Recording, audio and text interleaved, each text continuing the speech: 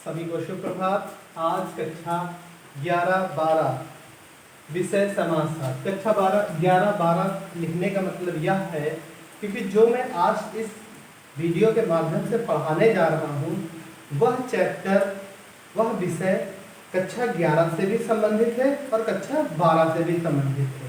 ये एक संयोग भी है क्योंकि कक्षा 11 में हम आपको पढ़ा रहे थे सामाजिक स्तरीकरण।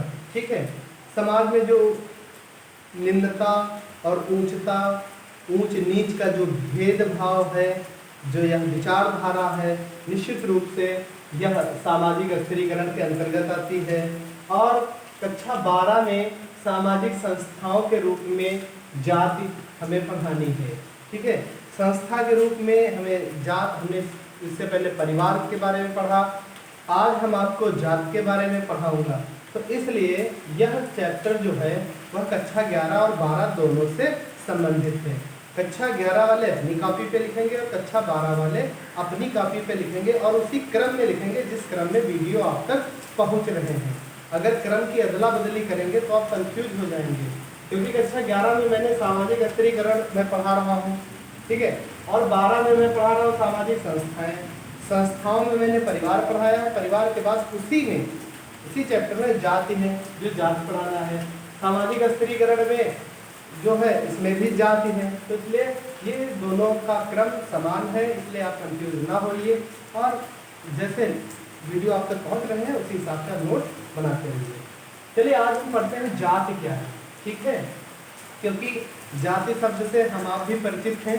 आप किस जात के हैं, हम किस जात के हैं। अच्छा, आप ऊंची जात के हैं, हम नीची जाति के हैं, है ना। तो इस तरीके से ऊंची जात, नीची जात, अगड़ा पछड़ा, है ना, और तमाम चीज़ें जो है वो समाज में पाई जाती हैं, हम आपके मध्य में पाई जाती हैं, इसलिए इसे जानना जरूरी है।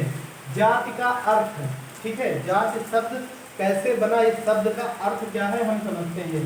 जाति शब्द अंग्रेजी भाषा के कास्ट से बना है। ठीक है, जाति को अंग्रेजी भाषा में कास्ट कहते हैं। ठीक, आप सभी जानते हैं, पूछा जाता है अरे भैया किस कास्ट के हो, है ना, तो वही कास्ट से बना है और हिंदी में उसे हम जात कहते हैं, या हिंदी में अनुवाद जो कास्ट शब्द है उसका हिंदी में अनुवाद किया जाएगा तो वह जाति कहा जाएगा। ठीक है, जात कास्ट शब्द की उत्पत्ति देख लीजिए, जो अंग्रेजी भाषा का ये एक कास्ट है, तो एक कास्ट शब्द की उत्पत्ति जो है पुर्तगाली भाषा के कास्टा शब्द से हुई है। ठीक है, जो कास्ट शब्द है वो पुर्तगाली भाषा का शब्द है, शब्द कास्टा से हुई है। ठीक है, जिसका अर्थ है नस्ल, प्रजात, विभेद अथवा जाति। तो जो कास्टा है, कास्टा का अर्थ है जो है अर्थ है नस्ल, प्रजात, विभेद और जाति। ठीक, अब देखिए जात शब्द की उत्पत्ति कब हुई थी। तो जात शब्द की उत्पत्ति 1665 में हुई थी। वो कौन महानुभाव थे जिन्होंने जात शब्द को सर्वप्रथम दुनिया के सन्मुख रखा। तो 1665 में ग्रेसिया डी ओरेटा ने जात शब्द की उत्पत्ति की थी। मजूमदार और मदार साहब ने कहा है जात एक बंद वर्ग है। मतलब यह है, जात एक बंद वर्ग का तात्पर्य यह है कि आपने जिस जाति में जन्म लिया है आप उस जाति के सदस्य हो जाते हैं, या हम कहें कि आप जन्मजात सदस्य हो जाते हैं। जाति की सदस्यता जन्मजात होती है। ठीक है, इसीलिए कहा है जाति एक बंद वर्ग है। जिस वर्ग में आप होंगे उसमें हमेशा ही आप बंद रहेंगे, उसी जाति के रहेंगे। जाति की कुछ विशेषताएं हैं। पहली विशेषता है जन्म पर आधारित सदस्यता। जिस कुल वंश में आपने जन्म लिया है आप उस कुल वंश के जन्मजात सदस्य हो गए। ठीक है, यह जाति की बड़ी विशेषताओं में से एक विशेषता है कि जन्म पर आधारित हमारी सदस्यता होती है। जहाँ जन्म आंखें खुली जीवन की, वहीं हमारी जाति का ठप्पा लग गया। ऊंच नीच की भावना, समाज में 1650 से अधिक भाषाएं बोली जाती हैं और तकरीबन 1000 के आसपास हम कहें तो जातियां भी भारत में पाई जाती हैं। ये जातियां अगर सामाजिक संगठन के स्वरूप को देखें तो वहीं से ही है। जब कभी प्राचीन काल में सामाजिक संगठन बना था तब से सामाजिक संगठन की व्यवस्थाओं में जाति पाई जाती थी। जाति में भी जो है उच्चता और निम्नता का क्रम पाया जाता था।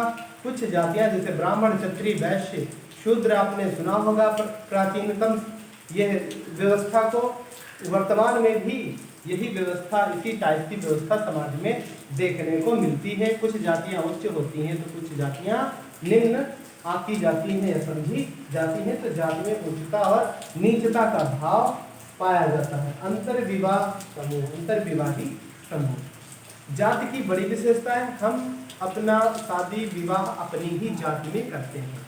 हाँ, अगर हम अपना शादी विवाह अपनी जाति में ना करें तो निश्चित रूप से जाति जो पंचायतें होती हैं वह पहले प्रतिबंध लगा देती थी, ठीक है, जुर्माना लगा देती थी, हुक्का पानी बंद कर देती थी।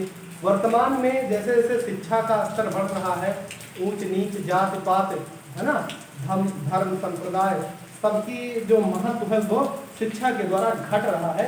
मानव में समानता का भाव उत्पन्न हो रहा है। तो अंतर्विवाही है, हम जिस जाति के हैं उसी जाति में ही विवाह करेंगे।